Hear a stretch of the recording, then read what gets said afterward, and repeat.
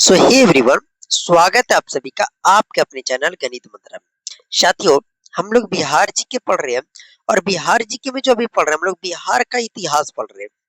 साथियों, आप चाहे बिहार पुलिस, बिहार एसएससी या बिहार कार्यालय प्रचारी, बिहार दरोगा, बीपीएससी टीचर, किसी भी गवर्नमेंट एग्जाम की तैयारी करते हैं और जहां पे बिहार जीके पूछा जाता है तो मैं आप सभी को बिहार जीके इतने डिटेल से पढ़ा दूंगा साथियों कि आप कह नहीं सकते। ओके, तो सब ऑब्जेक्टिव के मदद से ही सारी चीजों को खत्म करते हैं। तो चलिए आइए, आज इसका हमारा ये आठवां पार्ट होने वाला है बिहार जीके, यानी बिहार का इतिहास अभी पढ़ रहे हैं। इसका आठवां लेक्चर होने वाला है। इससे पहले 7 लेक्चर और आपको अपलोड पहले से ही कर दिया हूँ, जाकर चेकआउट कर लीजिएगा। तो चलिए आइए, आज की इस क्लास को शुरू करते हैं। तो आज का पहला सवाल है साथियों कि मगध साम्राज्य के उदय में गंगा नदी का प्रमुख योगदान क्या था। किसका? मगध साम्राज्य के उदय में जो गंगा नदी का प्रमुख योगदान था मेरे साथियों, वह योगदान क्या था? वो जो योगदान था वो व्यापार एवं परिवहन में योगदान था। व्यापार एवं परिवहन में मगध साम्राज्य में गंगा नदी का प्रमुख योगदान यही था, व्यापार एवं परिवहन। परिवहन। ओके साथियों, अगला सवाल है, प्राचीन बिहार में गणराज्य शासन प्रणाली का प्रमुख उदाहरण कौन था? प्राचीन बिहार में गणराज्य शासन प्रणाली का जो प्रमुख उदाहरण था वो उदाहरण कौन था? तो जो उदाहरण था वो वज्य संघ था। क्या था? वज्य संघ जो था ये प्राचीन बिहार में गणराज्य शासन प्रणाली का प्रमुख उदाहरण था। ओके, अगला सवाल है, लिच्छवियों की राजनीतिक शक्ति का केंद्र कौन था? लिच्छवियों की राजनीतिक शक्ति का जो केंद्र था मेरे साथियों, वह केंद्र कौन था? केंद्र कौन था? तो वो केंद्र वैशाली था। क्या था साथियों? वैशाली। ओके, अगला सवाल है कि बिंबिसार ने अपने राजवैद्य के रूप में किसे नियुक्त किया था? बिंबिसार ने अपने राजवैद्य के रूप में किसे नियुक्त किया था मेरे साथियों? तो जीवक का। किसका नियुक्त किया था? तो जीवक का बिंबिसार ने अपने राजवैद्य के लिए नियुक्त किया था। अगला सवाल है, जीवक किस क्षेत्र में प्रसिद्ध थे? ये जो जीवक थे वो किस क्षेत्र में प्रसिद्ध थे साथियों? तो चिकित्सक में। किसमें? चिकित्सा में ये जो थे ये प्रसिद्ध थे, इसीलिए इसे बिंबिसार जो था वो अपने वैद्य के रूप में इसे रखा था। ओके, जीवक को चिकित्सक के रूप में प्रसिद्ध थे, मतलब चिकित्सक के क्षेत्र में जो थे ये प्रसिद्ध थे। अगला सवाल है मेरे भाई, अजात शत्रु के समय मगध का सबसे बड़ा प्रतिद्वंदी द्वंद्वी कौन था? अजात शत्रु के समय मगध का सबसे बड़ा प्रतिद्वंद्वी जो था वो कौन था मेरे साथियों? तो विजय संघ था। कौन था? विजय संघ जो था ये अजात शत्रु के समय मगध का सबसे बड़ा प्रतिद्वंद्वी था। ओके, अगला सवाल है मेरे साथियों कि नंद वंश की विशाल सेना का उल्लेख किस विदेशी लेखक ने किया? नंद वंश की विशाल सेना का जो उल्लेख है तो किस विदेशी लेखक ने किया मेरे साथियों? तो किसने किया? तो डायोडोरस ने। किसने? डायोडोरस ने नंद वंश की विशाल सेना का उल्लेख किस विदेशी ने किया था? नंद वंश की विशाल सेना का उल्लेख किसने किया था? तो डायोडोरस ने। ठीक है, डायोडोरस ने। अगला सवाल है, मौर्य काल में समाहर्ता का कार्य क्या था? समाहर्ता का जो कार्य है वो क्या था? किस काल में? मौर्य काल में। तो कर संग्रह का कार्य था। कौन सा काम करते थे? तो कर संग्रह।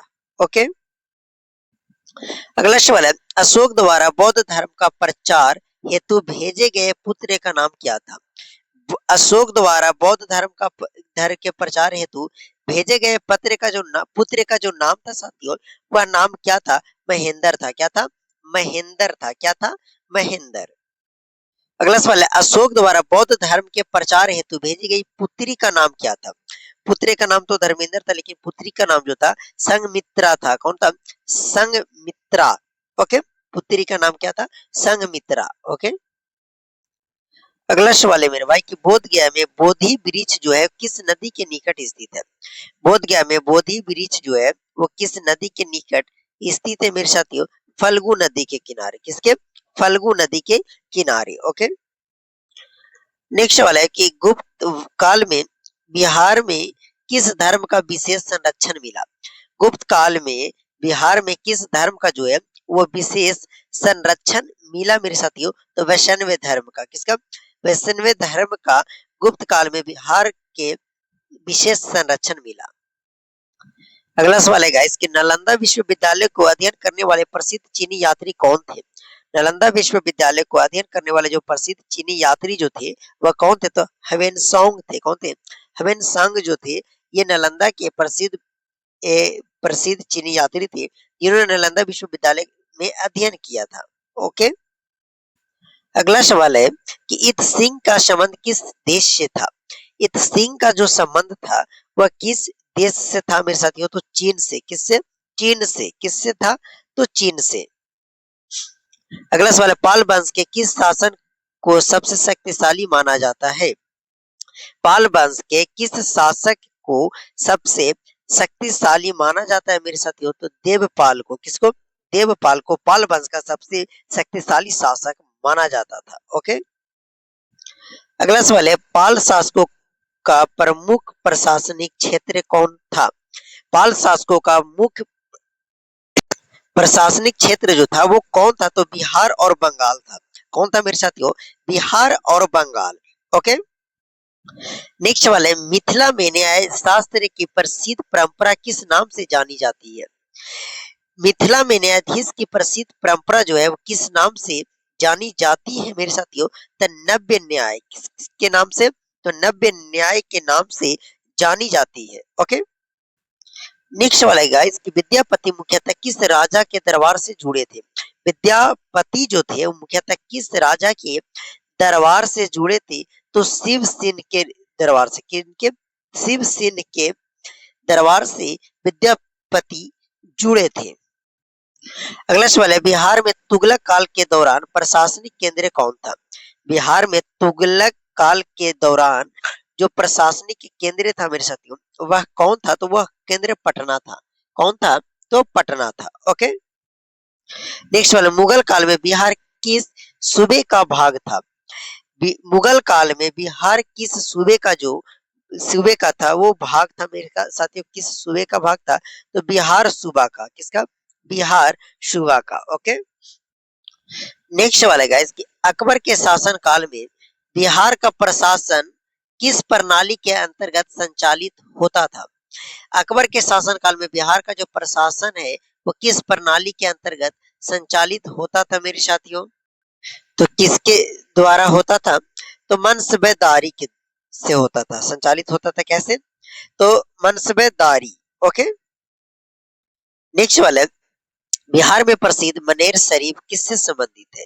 बिहार में प्रसिद्ध मनेर शरीफ जो है वह किससे संबंधित है मेरे साथियों, तो किससे है, तो सूफी परंपरा से। किससे? सूफी परंपरा से ये बिहार में प्रसिद्ध मनेर जो है मनेर शरीफ किससे संबंधित है, तो सूफी परंपरा से। ओके, नेक्स्ट वाला मनेरा शरीफ में किस सूफी संत का दरगाह प्रसिद्ध है। मनेरा शरीफ में किस सूफी संत का दरगाह जो है साथियों वह प्रसिद्ध है, तो किसका प्रसिद्ध है, तो शेख सरफुद्दीन अहमद यहिया मनेरी का। ओके, अगला सवाल है अंग्रेज के शासन काल में बिहार प्रारंभ में किस प्रेसिडेंसी के अंतर्गत था। अंग्रेजों के शासन काल में बिहार जो था शुरू में यानी प्रारंभ में किस प्रेसिडेंसी के अंतर्गत था मेरे साथियों, तो बंगाल प्रेसिडेंसी के अंतर्गत। किसके? बंगाल। ओके, नेक्स्ट वाला गाइस कि 1857 के विद्रोह में आरा की रक्षा करने वाले अंग्रेज अधिकारी कौन था। 1857 के विद्रोह में आरा की जो रक्षा करने वाला अंग्रेज अधिकारी था मेरे साथियों वह कौन था, तो वह बॉयल था। कौन था? बॉयल। ओके, कौन था, तो बॉयल। ओके, अगला सवाल है चंपारण सत्याग्रह के दौरान किसानों की शिकायतें दर्ज करने में गांधी जी के सहयोगी कौन थे, मतलब कौन कौन जो थे चंपारण सत्याग्रह के दौरान गांधी जी को सपोर्ट किए थे, तो ब्रज किशोर प्रसाद, राजेंद्र प्रसाद, जेबी कृपलानी, उपेक्ष सब यानी कि ये लोग सभी जो है वो महात्मा गांधी को सपोर्ट किए थे। ओके, अगला सवाल है, बिहार में असहयोग आंदोलन का प्रभाव सबसे अधिक किस वर्ग पर पड़ा? बिहार में जो असहयोग आंदोलन का जो प्रभाव है वो सबसे ज्यादा जो है अधिक किस वर्ग पर पड़ा मेरे साथियों? तो छात्रे पे, इसमें छात्रों पे ये बहुत ज्यादा प्रभाव पड़ा। ओके, अगला सवाल है, 1930 के सविनय अवज्ञा आंदोलन में बिहार का प्रमुख मदद क्या था? मुद्दा क्या था? 1930 में सविनय अवज्ञा आंदोलन हुआ था, इसमें जो बिहार का प्रमुख मुद्दा था मेरे साथियों, वह मुद्दा क्या था? तो नमक कानून। क्या? नमक कानून जो था मेन मुद्दा था। ओके, अगला सवाल है, 1942 के आंदोलन में पटना सचिवालय पर तिरंगा फहराने का प्रयास किसने किया? 1942 के आंदोलन में पटना सचिवालय पर तिरंगा फहराने का जो प्रयास है मेरे साथियों, वह किसने किया? तो छात्रों ने। किसने? छात्रों ने किया था। ओके, नेक्स्ट सवाल है, डॉक्टर राजेंद्र प्रसाद भारतीय संविधान सभा के कौन से अध्यक्ष थे? डॉक्टर राजेंद्र प्रसाद जो थे वो भारतीय संविधान सभा के वो प्रथम अध्यक्ष थे। कैसे? प्रथम अध्यक्ष थे। ओके, अगला सवाल है, स्वतंत्र भारत का प्रथम राष्ट्रपति के रूप में डॉक्टर राजेंद्र प्रसाद ने कब पद ग्रहण किया? मतलब डॉक्टर राजेंद्र प्रसाद जो थे वो प्रथम राष्ट्रपति थे। प्रथम प्रधानमंत्री पंडित जवाहरलाल नेहरू थे, लेकिन प्रथम राष्ट्रपति जो थे वो डॉक्टर राजेंद्र प्रसाद थे। तो इन्होंने जो अपना शपथ ग्रहण है वह कब किया था? कब? तो 1950 ईस्वी में। कब? 1950 ईस्वी में इन्होंने अपना शपथ ग्रहण किया था। अगला सवाल है कि श्री कृष्ण सिंह के लोकप्रिय उपनाम क्या था? श्री कृष्ण सिंह के का जो लोकप्रिय उपनाम है वह उपनाम क्या था? तो बिहारी केसरी। क्या था? बिहार केसरी। क्या नाम था श्री कृष्ण सिंह का लोकप्रिय उपनाम? तो बिहार केसरी। ओके, अगला सवाल है, बिहार में पंचायती राज व्यवस्था को मजबूत करने का प्रयास किस दशक में अधिक हुए? बिहार में पंचायती राज व्यवस्था को मजबूत यानी कि स्ट्रॉन्ग बनाने का जो प्रयास है वो किस दशक में अधिक हुआ मेरे साथियों? तो 1990 के दशक में। कब? 1990 के दशक में। नेक्स्ट सवाल है, जयप्रकाश नारायण ने अपना जयप्रकाश नारायण ने किस आंदोलन से राष्ट्रीय स्तर पर नई राजनीतिक चेतना उत्पन्न की? जयप्रकाश नारायण ने किस आंदोलन से राष्ट्रीय स्तर पर नई राजनीतिक चेतना उत्पन्न की मेरे साथियों? तो संपूर्ण क्रांति आंदोलन। कौन सा? संपूर्ण क्रांति आंदोलन। बताइएगा संपूर्ण क्रांति आंदोलन जो है वो कब हुआ था? ओके, इसका आंसर आप लोग कमेंट बॉक्स में कीजिएगा। स्वदेशी आंदोलन कब हुआ था? असहयोग आंदोलन कब हुआ था? ओके, नेक्स्ट सवाल, बिहार के विभाजन से पूर्व रांची किस राज्य का भाग था? बिहार के विभाजन के पूर्व जो रांची था वो किस स्टेट का भाग था मेरे साथियों? तो बिहार का ही है। बिहार से ही अलग होकर रांची यानी झारखंड यानी रांची का निर्माण हुआ। कब हुआ था? तो सन 2000 ईस्वी में। ओके, 14 नवंबर 2000 ईस्वी को बिहार से जो अलग है वो झारखंड होकर बना था। ओके, अगला सवाल है, झारखंड गठन के बाद बिहार की राजधानी कौन रही? झारखंड गठन के बाद बिहार की जो राजधानी है वो पटना हो गई थी।